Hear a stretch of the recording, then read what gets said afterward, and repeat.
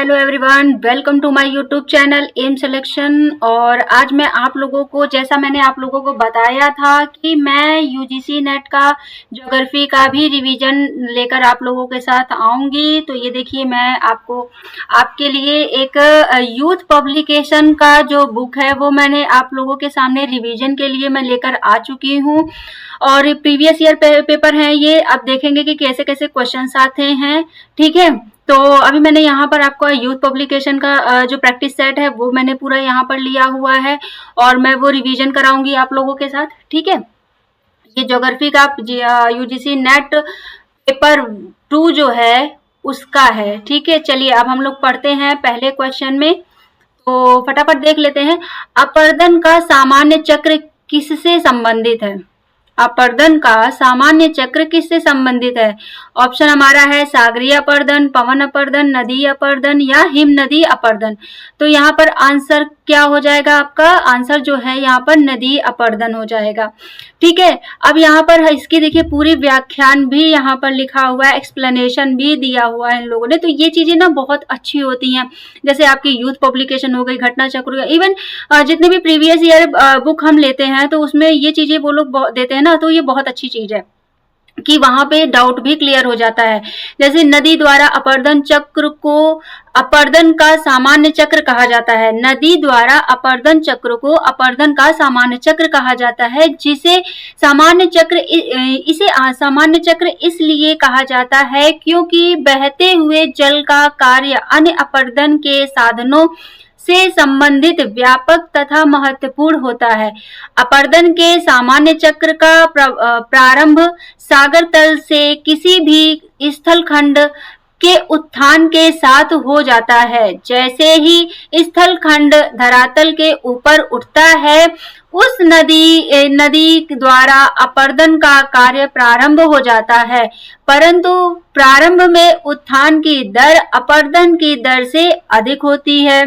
फलतः स्थल खंड की ऊंचाई तथा उच्चावच बहते जाते हैं। कुछ समय बाद स्थल का उत्थान रुक जाता है तथा अपर्दन सक्रिय हो जाता है।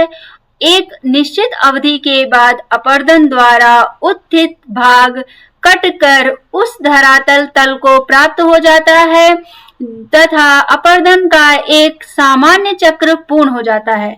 ये इसका पूरा एक्सप्लेनेशन है यहाँ पर आपको। अच्छा, अब आप देखे होंगे कि ये यूजीसी नेट में इस तरीके से पूछा, यही यूपीपीसीएस में कुछ और पूछेगा, यूपीएससी में आपका कुछ और पूछेगा। ठीक है, तो ये पार्ट एक्सप्लेनेशन का बहुत अच्छा होता है, यहाँ से आप कई क्वेश्चंस बना सकते हैं। ठीक है, तो आप लोग प्लीज परेशान ना होइएगा और कोशिश करिएगा कि आप लोग इस चीज को समझ सकें। ठीक है, चलिए अब हम यहाँ पर देख लेते हैं कि जो वैगनर की थ्योरी है ये क्या है। वैगनर के अनुसार महाद्वीपीय विस्थापन के लिए निम्नलिखित में से कौन सा बल शक्ति उत्तरदायी है? ठीक है, बल या शक्ति उत्तरदायी होता है। ठीक है, वैगनर के अनुसार महाद्वीपीय विस्थापन के लिए निम्नलिखित में से कौन सा बल या शक्ति उत्तरदायी होता है? ज्वारीय बल हो गया, संवहन धाराएं होगी, तनाव बल है या फिर दबाव बल है। ऐसे ऑप्शन आपको मिलेंगे। यहाँ पर ऑप्शन आपका आ जाएगा ए, ज्वारीय बल।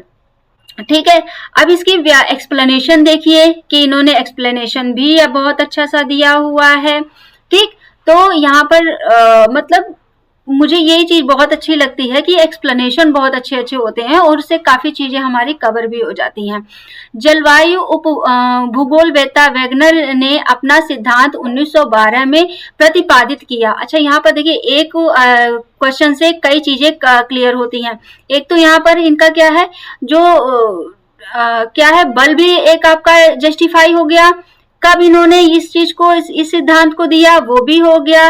इनकी कौन सी पुस्तक में दिया, ये सारी चीजें भी यहाँ पर क्लियर हो जाएंगे। ठीक है, जलवायु उपभोक्ता वैगनर ने अपने सिद्धांत 1912 में प्रतिपादित किया, लेकिन इस सिद्धांत का विवेचन 1915 तथा 1920 ईस्वी में हुआ। इस सिद्धांत की विवेचना इन्होंने अपनी पुस्तक, जो कि ये पुस्तक का नाम है, ठीक है, में किया। वेगनर के अनुसार जब पेंजिया का विभाजन हुआ तो उसमें दो दिशा में प्रवाह हुआ। दो दिशा में क्या हुआ? प्रवाह हुआ। ठीक है, एक आपका उत्तर या भूमध्य रेखा की ओर तथा पश्चिम की ओर। फिर से मैं इस लाइन को पढ़ देती हूँ। वेगनर के अनुसार जब पेंजिया का विभाजन हुआ तो उसमें दो दिशा में प्रवाह हुआ, उत्तर या भूमध्य रेखा की ओर तथा पश्चिम की ओर। ये प्रवाह दो प्रकार के बलों द्वारा प्रारंभ हुए। नंबर 1 आपका आ जाता है उत्तर या भूमध्य रेखा की ओर का प्रवाह गुरुत्व बल तथा प्लवनशीलन। ठीक है, प्रवन जो है शीलत है के बल, यानी कि उसके कारण ये हुआ। ठीक है, ये दूसरा हमारा क्या होता है? महाद्वीपों का पश्चिम की ओर प्रवाह का प्रमुख कारण वेगनर ने सूर्य तथा चंद्रमा के ज्वारीय बल को माना है। ठीक है, अब यहाँ पर ज्वारीय बल क्या होता है ये भी आप देख लीजिए। चंद्रमा की भ्रमण गति तीव्र होने पर यह बल अधिक प्रभावी हो जाता है। पृथ्वी पश्चिम से पूर्व की दिशा घूमती है। ज्वारीय रगड़ हो पृथ्वी की गति पर अवरोध का कार्य करता है। फलस्वरूप महाद्वीपीय भाग परिभ्रमण में पृथ्वी का साथ नहीं दे पाते हैं तथा पीछे छूट जाते हैं। इस कारण स्थल भाग पश्चिम की ओर प्रभावित होने लगते हैं। ठीक है, चलिए, ऐसे तो हमें लगता है कि हम कुछ नहीं ज्यादा 20-20 क्वेश्चन ही हम कर पाएंगे, कोई नहीं, लेकिन यहाँ पे एक्सप्लेनेशन भी बहुत अच्छे हैं, तो आप लोग इसको भी देखिए जिससे आपके आंसर सही होंगे। और मैंने यहाँ पर, मैं आपको फिर से बता दूं कि मैंने यहाँ पर आपको यूथ पब्लिकेशन का ही यहाँ पर जो आपका प्रीवियस ईयर है वो मैंने उठाया है और यहाँ पर हम पूरा रिविजन कर रहे हैं। ठीक है, अब यहाँ पे देखिए सूची 1 सूची 2 से इनका मिलान करना है। अब यहाँ पर जो है कि क्या है, केटिल जो है, फिर यहाँ पर आपका टार्न आ जाता है, अक्सर है, एक्सर, और फिर यहाँ पर ड्रमलीन होता है। ठीक है, ये आपके 4 सूची 1 के ऑप्शन है। सूची 2 के ऑप्शन क्या है? सर्क पर निवास करने वाला लघु पर्वत सरोवर। ऑप्शन जो 2 है निम्न विसर्पी हिमानी जलोढ़ कटक। तीसरा है हिम गोलाश्म मृत्तिका की अंडाकार या दीर्घ वृत्ताकार पहाड़ी। ऑप्शन 4 प्राय हिमोड़ पट्टी के साथ साथ स्थित गहन गर्त। तो यहाँ पर आंसर आप बताएंगे मुझे क्या है। चलिए हम लोग देख लेते हैं। आंसर यहाँ पर हो जाएगा सी जी। ठीक है, अब यहाँ पर कैटिल क्या है? कैटिल का 4 ऑप्शन हो रहा है यहाँ पर। सूची 2 से अगर हम मिलान करें तो 4 है। ठीक है, यानी कि प्राय हिमोड़, कैटिल क्या है? कैटिल प्राय हिमोड़ पट्टी के साथ साथ स्थिर गहन गर्त ये हो गया। ठीक है, फिर यहाँ पर टार्न का क्या हो जा रहा है? टार्न का हो जा रहा है ऑप्शन 1, यानी कि सर्क पर निवास करने वाले लघु पर्वत सरोवर। ठीक है, फिर क्या है? अस्कर का क्या होगा? इसका जो है ऑप्शन यहाँ पर हो जाएगा, ये ऑप्शन हो जाएगा आपका बोले तो सेकंड। ठीक है, निम्न विसर्पी हिमानी जलोढ़ कटक। या ड्रमलिन का क्या होगा? हिम गोलाश्म मृत्तिका की अंडाकार या दीर्घवृत्ताकार पहाड़ी। ये इसका आंसर हो गया। अब चलिए 4 देख लेते हैं। क्वेश्चन नंबर, विश्व की स्थलाकृति का अधिकांश भाग निम्नलिखित युग का है। कैरिबियन जो है, कैरिबियन पूर्व महाकल्प, या पुराजीवी महाकल्प, या मध्यजीवी महाकल्प, या नवजीवी महाकल्प। तो ऑप्शन क्या हो जाएगा? नवजीवी महाकल्प हो जाएगा आंसर इसका। विश्व की व्याख्यान देख लेते हैं। विश्व की जलाकृतियों का अधिकांश भाग नवजीवी महाकल्प का है। 6.3 करोड़ वर्ष पहले से लेकर आज तक की संपूर्ण अवधि इस महाकल्प के अंतर्गत आती है। कुछ विद्वान इसे नियोजोइक के नाम से भी संबोधित करते हैं। नवजीवी महाकल्प के दो प्रमुख कल्पों के नाम तथा उनके अंतर्गत उत्पन्न प्रमुख स्थलाकृतियों का वर्णन निम्न है।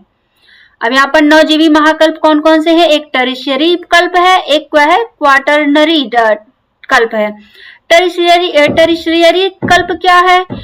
इसमें जो है में हिमालय की उत्पत्ति तथा क्या है आल्पस एटलस प्रमुख पर्वतों का निर्माण हुआ। यानी कि टर्शियरी कल्प में युग में क्या हुआ है?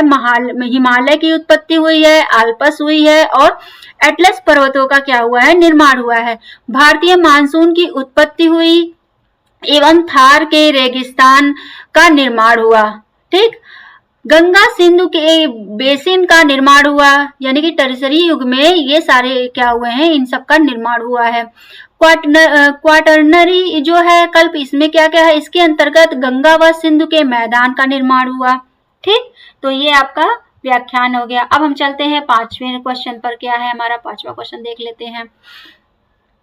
इसमें भी सूची है। सूची अब देखिए यहाँ पर अभी सूची ये मतलब मिलान के लिए पूछ रहा है। ठीक है, सूची 1 यानी कि नदी है और उसकी सहायक नदी है कृष्णा, ब्रह्मपुत्रा, गोदावरी, यमुना। सूची 1 में है। सहायक नदियां क्या है? चंबल, इंद्रावती, तीस्ता या भीमा, ये है। अब देखिए यहाँ पर कृष्णा की जो सहायक नदी है वो क्या है? भीमा है। ऑप्शन 4 हो जाएगा। यानी कि इसका आंसर क्या हो जाएगा? ए हो जाएगा। कृष्णा की सहायक नदी भीमा है। ब्रह्मपुत्रा की सहायक नदी तीस्ता है। ठीक है, फिर यहाँ पर गोदावरी की सहायक नदी इंद्रावती है। यमुना की सहायक नदी चंबल है। ठीक है, ये आपका यानी कि ऑप्शन नंबर ए। इस तरीके से क्वेश्चंस आते हैं। ठीक, अब यहाँ पर देख लेते हैं। क्षोभ मंडल में वायु में गति यानी कि संचलन निम्नलिखित के द्वारा होती है। किसके द्वारा होती है? तो यहाँ पर सौर पवन है, गुरुत्वाकर्षण बल है, संवहन धारा है, वायु दाब है। तो यहाँ पर आंसर है संवहन धारा। संवहन धारा के अंतर्गत क्षोभ मंडल में वायु की गति क्या होती है? संचलन होती है ना। चलिए इसका व्याख्यान देख लेते हैं। क्षोभ मंडल में वायु की गति संवहन धारा द्वारा प्रभावित होती है। क्षोभ मंडल वायुमंडल की सबसे संवहन तथा निचली परत होती है। ठीक है, वर्षा, बिजली का चमकना, चक्रवात, तूफान, कुहरा तथा बादल निर्माण जैसी घटनाएं इसी मंडल में संपन्न होती हैं।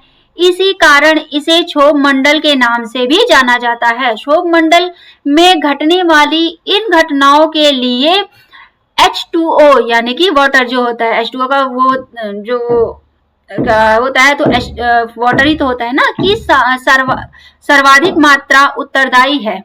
इस भाग में वायु का गर्म तथा शीतल होने का कार्य विकिरण, संचालन तथा संवहन द्वारा होता है। इस क्रियाओं के माध्यम से क्षोभ मंडल में सूर्य से सर्वाधिक ऊष्मा की प्राप्ति होती है, जिससे वायु को गति प्रदान होती है। क्षोभ मंडल की ऊंचाई विषुवत रेखा पर 18 किलोमीटर तथा ध्रुवों पर 8 किलोमीटर पर पाई जाती है। ठीक है, चलिए अब हम 7वां क्वेश्चन देख लेते हैं। वायु दाब के माप की इकाई क्या है? डिग्री, समदाब रेखा या मीटर प्रति सेकंड या हेक्सा पास्कल है। तो यहाँ पर क्या हो जाएगा? वायु दाब की माप की इकाई क्या होती है? हेक्सा पास्कल होती है। अभी आपकी व्याख्यान देख लेते हैं, एक्सप्लेनेशन देख लेते हैं। वायु दाब के माप की इकाई हेक्सा पास्कल है। सागर तल या धरातलीय सतह पर प्रति इकाई क्षेत्र यानी कि 1 वर्ग इंच या गज के ऊपर स्थित वायुमंडल की समस्त परतों के पड़ने वाले भार को ही वायु दाब कहते हैं। सागर तल पर मानक वायु दाब 1013.25 मिलीबार होता है, जो कि 5 किलोमीटर की ऊंचाई पर घटकर 540 मिलीबार हो जाता है। सागर तल का समान वायुदाब वाले क्षेत्रों को मिलाने वाली रेखा को समदाब रेखा कहते हैं। वायुदाब मापने का यंत्र क्या होता है? बैरोमीटर होता है। क्या होता है? बैरोमीटर होता है। अब यहाँ पे देखिए बहुत सारे क्वेश्चन इससे बनते हैं कि भाई यहाँ पर पूछ लेगा कि इसकी इकाई तो इसने पूछ ही लिया है, फिर इसकी जो ऊंचाई पर जाने पे दाब क्या होता है, घटता है या बढ़ता है, ये पूछ लेगा। यहाँ पर इसकी मापने का यंत्र क्या है, ये पूछ लेगा। तो यानी कि आपका डिस्क्रिप्शन से क्या होता है, बहुत सारे क्वेश्चंस कंप्लीट होते हैं। अब यहाँ पे देख लेते हैं क्वेश्चन नंबर 8। ये भी देखिए सुमेलित करना आ गया है, ठीक है। मिलान आ गया आपका सूची 1 सूची 2। यहाँ पर क्या है? फेरल सेल, फिर यहाँ पर हेडली सेल, पोलर सेल या अंतः उष्णकटिबंधीय अभिसरण क्षेत्र, ठीक है। यहाँ पर निर्वात प्रदेश, पूर्वी पवन, पश्चिमी पवन, व्यापारिक वायु। अब यहाँ पे चलिए इसका आंसर क्या हो जाएगा? सी होगा। हम इसका डिस्क्रिप्शन देख लेते हैं। फेरल सेल का क्या हो जाएगा सही? पश्चिमी पवन हो जाएगा। हेडली सेल हो गया, व्यापारिक पवन हो गई। पोलर सेल हो गया, पूर्वी पवन हो गई, ठीक है। अंत का क्या हो जाएगा? उष्णकटिबंधीय अभिसार क्षेत्र का क्या हो जाएगा? निर्वात प्रदेश हो जाएगा, ठीक है। चलिए ऑप्शन नंबर अब 9 देख लेते हैं। ऊर्जा स्थानांतरण की निम्नलिखित में से कौन सी क्रियाविधि नहीं है? चालन, अभिवहन, विकिरण या अपक्षरण। तो यहाँ पर आंसर क्या हो जाएगा आपका? अपक्षरण हो जाएगा, ठीक है। इसका व्याख्यान देख लेते हैं। ऊर्जा स्थानांतरण में अपक्षरण की क्रियाविधि नहीं है। इस क्रिया के अंतर्गत एक अणु स्पर्श द्वारा दूसरे अणु को ऊष्मा प्रदान करते हैं या ग्रहण करता है। यह भी संभव होगा जब वस्तुओं के तापमान में भिन्नता होगी। यह क्रिया तब तक चलती रहती है जब तक दोनों वस्तुओं का तापमान समान न हो जाए। इसी नियम के अनुसार दिन में पृथ्वी की ऊपरी सतह सौरिक विकिरण या ऊष्मा प्राप्त कर गर्म होकर संपर्क में आने वाली वायु को गर्म करती है। विकिरण क्या है? विकिरण को जो है वो क्या है आपका? कोई भी वस्तु निश्चित तापमान पर भिन्न प्रकार की ऊष्मा तरंगे प्रसारित करती हैं, जिसे विकिरण कहते हैं। विकिरण लघु या दीर्घ तरंगों के रूप में होता है, जो विकिरण करने वाली वस्तु के आकार तथा तापमान पर निर्भर होता है, ठीक है। चलो अब यहाँ पर हम इसका आंसर जो क्वेश्चन नंबर 10 है ये देख लेते हैं। अब यहाँ पर देखिए आपका क्या आ गया? यहाँ पर आपका जो है कथन, कारण और कथन वाला क्वेश्चन आ गया, ठीक। देखिए यहाँ पर जो हमारा कथन है ए और आर। अब यहाँ पे अभिकथन क्या है और कारण क्या है? अभिकथन पहले पढ़ते हैं। स्थिर वायु ऊर्ध्वाकार संचलन गति यानी को रोकती है। स्थिर वायु ऊर्ध्वाकार गति को रोकती है और अस्थिर वायु अपने स्वयं के उत्प्लावन के कारण अपने आप ही ऊपर चढ़ती है, ठीक है। कारण इसका क्या है? जब स्थिर वायु के पर ऊपर उठने के लिए जोर पड़ता है तो जो बादल बनते हैं वे व्यापक होते हैं और उनकी ऊर्ध्वाधर मोटाई कम होती है। तो यहाँ पर इसका क्या आंसर हो जाएगा? आंसर नंबर सी है, यानी कि ए और 2R दोनों सही हैं। व्याख्यान इसका देख लेते हैं। स्थिर वायु ऊर्ध्वाधर संचलन को रोकती है और अस्थिर वायु अपने स्वयं के उत्प्लावन के कारण अपने आप ऊपर चढ़ती है। जब स्थिर वायु ऊपर उठने के लिए जोर पड़ता है तो जो बादल बनते हैं वे व्यापक होते हैं और उनकी ऊर्ध्वाधर मोटाई कम होती है। इसीलिए क्या है? ए आर दोनों सही हैं, ठीक है। चलिए अब हम बात कर लेते हैं यहाँ पर हाँ, अब यहाँ पे बात कर लेते हैं चिली। जो चिली तथा पेरू के तट के सहारे चलने वाली शीत धारा का नाम क्या है? यहाँ पर आपको बताना है किसकी शीत धारा का नाम क्या है। ठीक है, चलिए अब यहाँ पर हम लोग बात कर लेते हैं कि शीत धारा क्या होती है भाई। एक सेकंड रुक जाइएगा थोड़ा। हाँ, शीत धारा क्या हो गई आपकी? यहाँ पे अगुला, एक सेकंड, यहाँ पे थोड़ा सा ब्लर आ रहा है।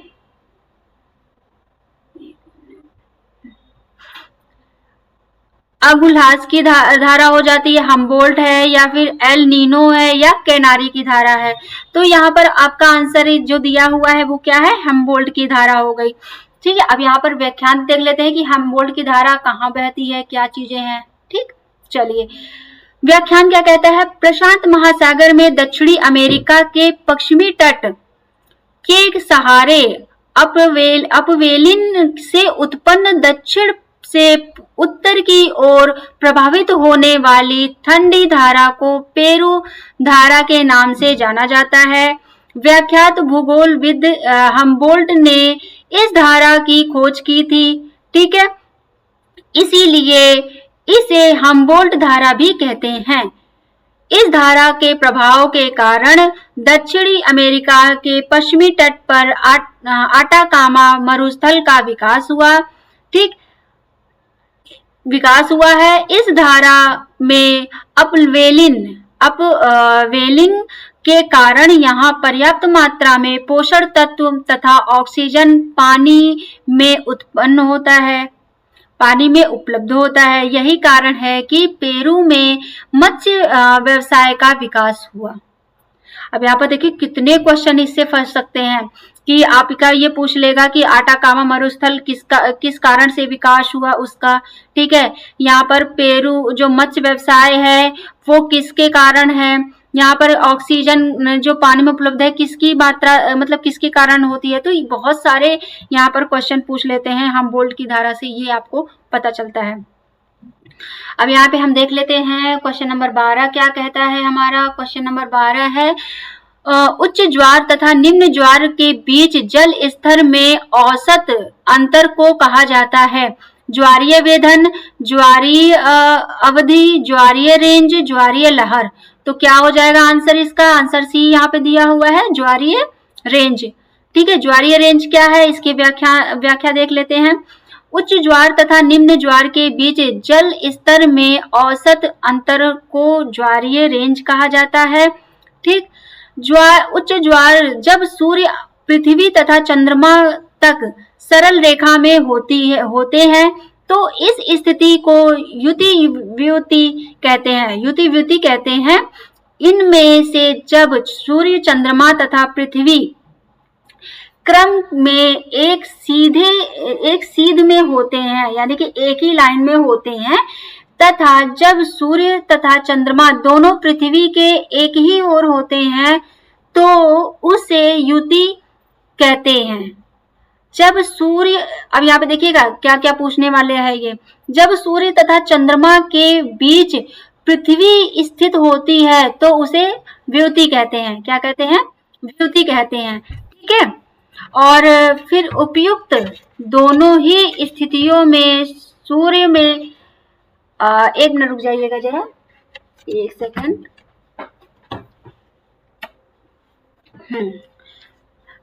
उपयुक्त दोनों ही स्थिति में सूर्य तथा चंद्रमा का बल एक साथ मिलकर कार्य करता है जब कारण उच्च ज्वार आता है। जिस कारण से क्या होता है? उच्च ज्वार आता है। निम्न ज्वार कब आता है? प्रत्येक मास के शुक्ल पक्ष तथा कृष्ण पक्ष की सप्तमी या अष्टमी को सूर्य, पृथ्वी तथा चंद्रमा समकोणिक स्थिति में होते हैं तथा ये मिलकर समकोण बनाते हैं। परिणाम स्वरूप सूर्य तथा चंद्रमा के ज्वारोत्पादक बल के एक दूसरे के विपरीत कार्य करते हैं जिस कारण निम्न ज्वार आता है। ठीक है, अब हम यहाँ पे देख लेते हैं हमारा क्या कहता है। क्वेश्चन नंबर 13 क्या कह रहा है, ठीक है। चलिए क्वेश्चन नंबर 13 देख लेते हैं। ओके, पौधे एवं पशुओं का क्या है ग्रामण्य किस युग से प्रारंभ हुआ? पूरा पाषाण काल, मध्य पाषाण काल, नव पाषाण काल या फिर पूरा पाषाण काल, ठीक है। अब यहाँ पे पूरा पाषाण पूर्व काल है, यहाँ पे आंसर क्या हो जाएगा, सी हो जाएगा, नव पाषाण काल। पशुओं तथा मानव का ग्रामीण नव पाषाण काल से प्रारंभ हुआ। इस काल में पहिए का तथा छोटे छोटे औजारों का आविष्कार हो चुका था। मानव ने नदियों के किनारे बसना शुरू कर दिया था और पशुपालन उसके मुख्य व्यवसाय के अंतर्गत आ गया था, ठीक है। ये हमारा इसका क्या है आंसर हो गया, जो एक्सप्लेनेशन था। अब यहाँ पे देख लीजिए, यहाँ पर क्वेश्चन नंबर 14 हम देख लेते हैं क्या बोलने हैं। निम्नलिखित में से कौन सा युग्म सही सुमेलित नहीं है? स्वपोषी, विषमपोषी, शाकाहारी, मृतभक्षी। तो यहाँ पर आंसर क्या हो जाएगा, सी हो जाएगा, शाकाहारी। वो जीव जो पौधे तथा पशुओं का भोग करते हैं शाकाहारी कहलाते हैं? ऐसा तो नहीं है। यहाँ पर क्या सुमेलित नहीं है, निम्नलिखित में से कौन सा युग्म सुमेलित नहीं है? ये चीजें हमेशा याद रखिएगा, ये हमेशा चीजें कंफ्यूजिंग वाला होता है। तो यहाँ पर ऑप्शन सी जो है वो गलत है, ठीक है। इसका व्याख्यान देख लीजिए, व्याख्यान दिया हुआ है, ठीक। समुद्री टीला जिसका सपाट शिखर है किस नाम से जाना जाता है? सोल, भित्ति, निम्नगन द्वीप यानी कि गुयाट या किनारा। तो यहाँ पर ऑप्शन क्या हो जाएगा, सी हो जाएगा, ठीक है, निमग्न द्वीप यानी कि गुयाट। समुद्री टीला जिसका सपाट शिखर होता है निमग्न द्वीप या गुयाट के नाम से जाना जाता है, जिन्हें अंतरसागरीय चबूतरों के नाम से भी जाना जाता है। प्रवाल के विकास के लिए ये अत्यंत उपयोगी हैं। निमग्न द्वीप यानी गुयाट चपटे शिखर वाले समुद्री टीले हैं, जिन चपटे शिखर वाले जलमग्न पर्वतों के बनने की अवस्थाएं क्रमिक अवतलन के साक्ष्यों द्वारा प्रदर्शित होती हैं, ठीक है। चलिए अब बात कर लेते हैं निम्नलिखित में से कौन सा सही सुमेलित नहीं है। अब यहाँ पे सही सुमेलित नहीं है। अब यहाँ पे देखिए क्या क्या है, ठीक है। यहाँ पर ऑप्शन नंबर सी आपका हो जाएगा, जीपी मार्श यानी कि एक्सप्लेनेशन इन जियोग्राफी, ये इनका आंसर है। तो ये गलत है आंसर, ठीक है, सुमेलित नहीं है इसका मतलब। अब यहाँ पे देख लेते हैं क्या सही है। देखिए पी हैगेट, ये जियोग्राफी ऑफ मॉडर्न सिंथेसिस है, ठीक है, इन्होंने सिंथेसिस है इनका वो। अब यहाँ पे देखते हैं पी आई जेम्स, इन्होंने ऑल पॉलिसी क्या है पॉसिबल वर्ड्स लिखे हैं, ठीक। जीपी मार्श इनका क्या है मैन एंड नेचर, ठीक है।